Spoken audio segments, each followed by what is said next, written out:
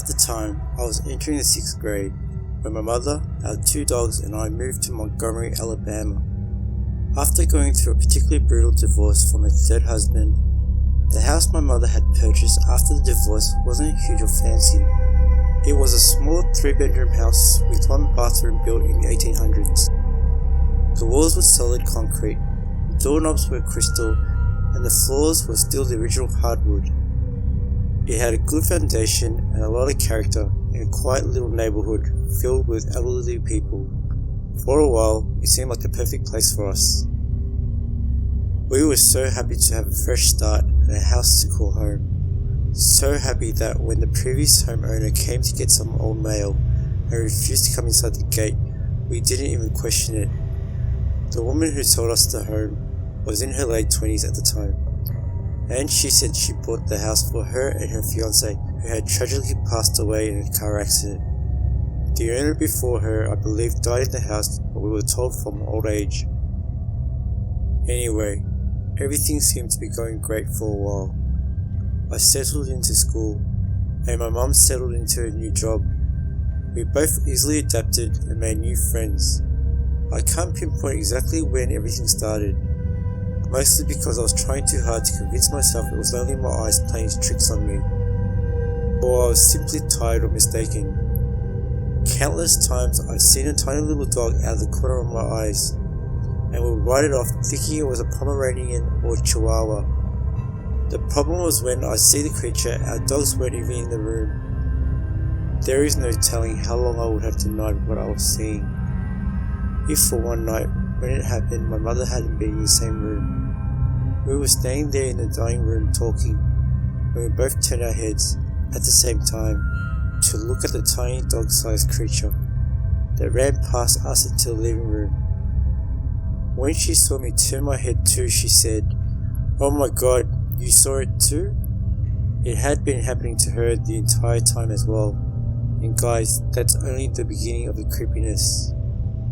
My auntie and uncle came to stay with us when passing through on their way to Florida to see a NASCAR race. They slept in the living room, where you guessed it, the creature made its appearance, but this time crawling onto their air mattress while they were still on it.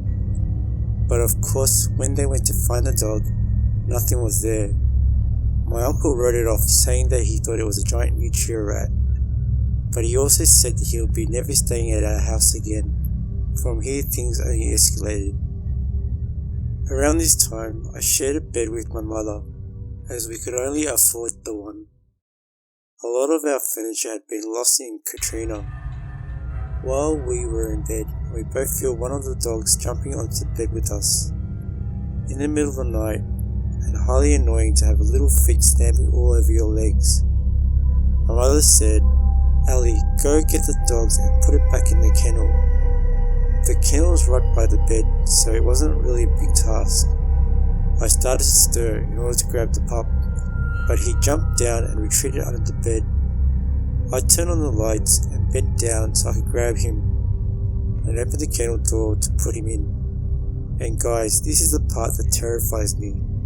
I could still hear the thing under the bed. It was not my dog, because my dog was in the kennel. They both were, and had been all night. So I screamed and jumped back on the bed. I'm terrified, and my mother is confused. She wanted to know what was wrong, so I told her, "Mum, the dogs are in the cage."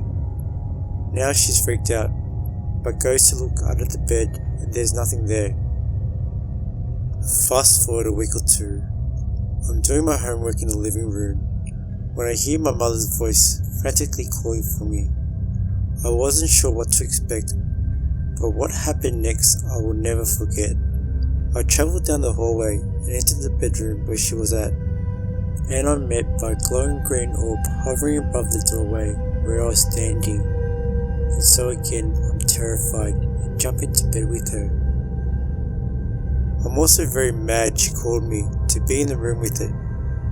Meanwhile, my brain is trying to make some logical explanation that was anything but supernatural for this glowing green monstrosity that was moving up and down on the floor, on the walls, and the ceiling of the room. I looked to the window hoping that someone was playing a joke. Maybe there's a laser beam, maybe something, anything. But that wasn't my reality. Then the orb vanished.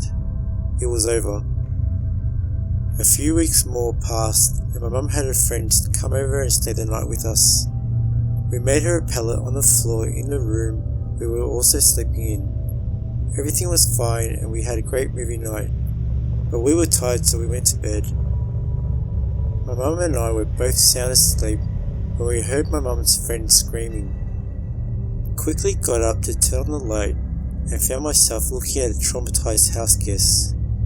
She said someone had been sitting on top of her and tried to choke her, but there was no one there.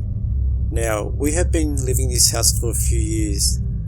The only constant occurrence was that dog creature. Eventually, I got my own room.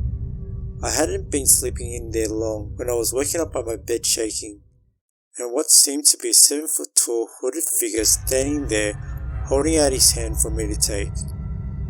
I didn't, and I was too terrified to move or even scream. This is probably the most terrified I've ever been in my life. I've been told that it sounds like sleep paralysis, but I swear I was awake and there was something in my room that wanted me to come with it. I don't know what would have happened if I had taken that outstretched hand, but I don't think I'll be here today recounting these events. At this point, my mum has had enough of the things in our house. We tried blessing all the rooms and even have a priest come around. We burnt sage and tried cleansing rituals, but the thing never left. Eventually, my mother listed the house for sale. We planned on moving back to Mississippi.